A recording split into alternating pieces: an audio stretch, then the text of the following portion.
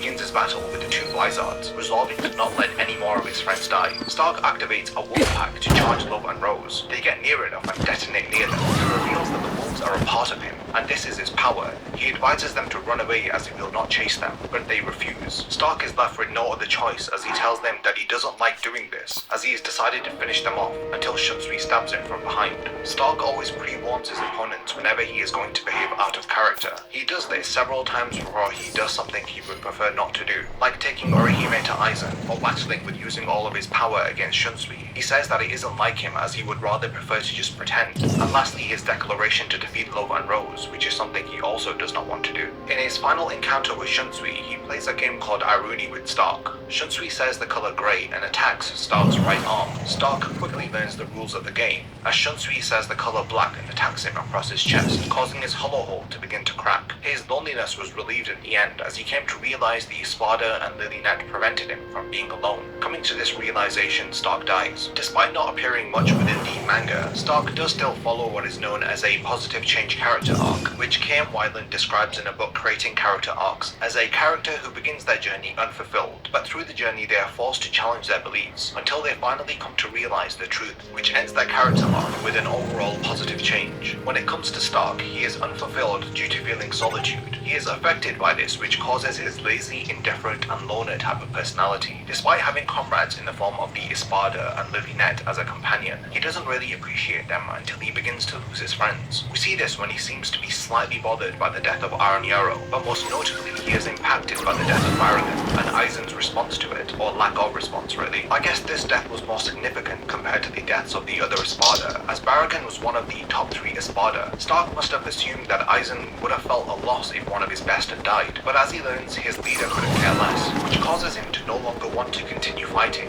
Not that he was incredibly motivated to in the first place. He realizes that Aizen will not help them. His opponents are too strong, and if this continues, he knows someone else will die. Here he challenges his beliefs of loneliness, as instead of going back to Nab, he listens to Lilynette and agrees to continue fighting so that no more of his comrades are killed. Lastly, in the end, he realizes he was not alone. In chapter 374, he begins his flashback with I am alone, and in chapter 375, before his death, he realizes that he is not alone anymore. Shunsui looks at Stark falling to the ground with a very somber expression. I think he too would have preferred not to have killed Stark, as Stark points out several times Shunsui is behaving in ways which are not like him. For example, in chapter 362, when Shunsui attacks him from behind and even attacks him while in mid-conversation. Also in chapter 363, when Shunsui tries to surprise attack him once more by cutting off his head from behind. It may well be a stretch to say this, but it was probably